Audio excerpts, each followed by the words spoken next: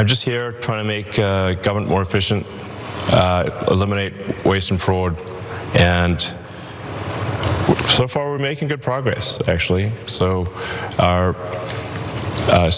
savings at this point exceed $4 billion a day. Mm-hmm. So it's very significant. You think you'll wind up getting to $1 trillion? Yeah. Yeah, no, obviously he didn't get to $1 trillion. I mean, maybe in the end Tesla will have lost $1 trillion on the Cybertruck. I'll give him some credit for that. He didn't get to $1 trillion. They were not saving $4 billion a day, but that's why you go on Fox Business. Puff piece interviews where Elon Musk can do the thing that's gotten him this far in his life. Just saying the most wild thing that has no basis in reality, knowing that nobody will fact check you because nobody in the room wants to. Whether it's making wild claims about stuff that's going to be true of Tesla, none of the business places want to check him. They like the fact that Tesla's making money or whatever, even if he's lying. And when he lies about cutting spending in the White House or whatever, Fox Business likes the lie. There's no incentive to call him on his massive overhyping of everything that he says. The reality, though, if you're interested in reality, which he is not, looks really bad for Doggy. Doggy did not only not cut what he said it would, they also wasted literally tens of billions of dollars paying people to not work. Now, I get it, that's somewhat consistent with Elon Musk. He has been paid by these companies for a very long time to barely do anything for them. So I guess it's only fair that other people also get paid to do nothing. But there is this staff report that's been released and it focused on the waste produced by Doggy. Apparently, in just 6 months of operation, Doggy wasted more than $21 billion. And the biggest part of that is the mass layoffs of 200,000 federal employees. Now, those mass layoffs were idiotic, not well thought out. They weren't thought about at all, which is why a lot of those people needed to be rehired, because it turns out that, you need people like watching the nukes and dealing with swine flu and all that stuff. But that's not the only problem. The problem too is that they did early retirement for a lot of these people just to force them out of the door. And that has been super expensive, okay? They've apparently spent $14.8 billion to pay 200,000 people to not work for 8 months.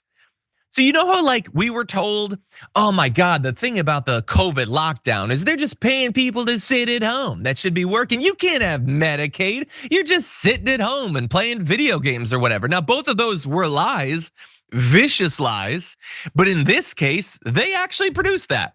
People got to, if they wanted to, sit around and play Halo or Fortnite or whatever it is that they do month after month after month after month without being paid, because Elon Musk has never thought about a thing before doing it.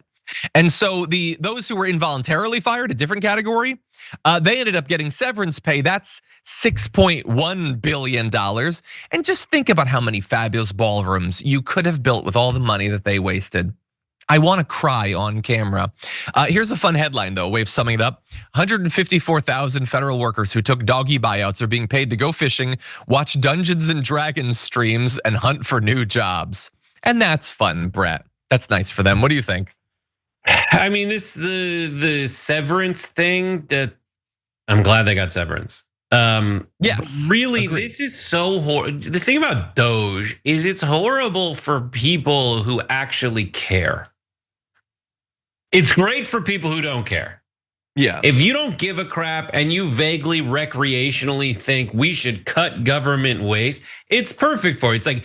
It's for everyone that was like, if I was running things, I'd run it like a business and I'd fire all those pushing pencils and papers. What is that accent? It's from Connecticut. It's like a Connecticut, Texas, California hybrid. Great. It's what you sound like. But it's like, we got to get rid of these guys. It's New York, right? Yes, there you go. Anyways, but it's for that. Like, he showed up. He says, what do you do? Tell me what you do. And if it doesn't fit to his fantasy of what the government needs, about which he is in no way and provably and admittedly unaware and really uninterested, then he fired people. Yes. And those folks were needed. Yes, he will end up having saved money. Like some of this is like, yeah, but after that's over, then you won't have to pay those people. But the problem is like those folks are largely necessary.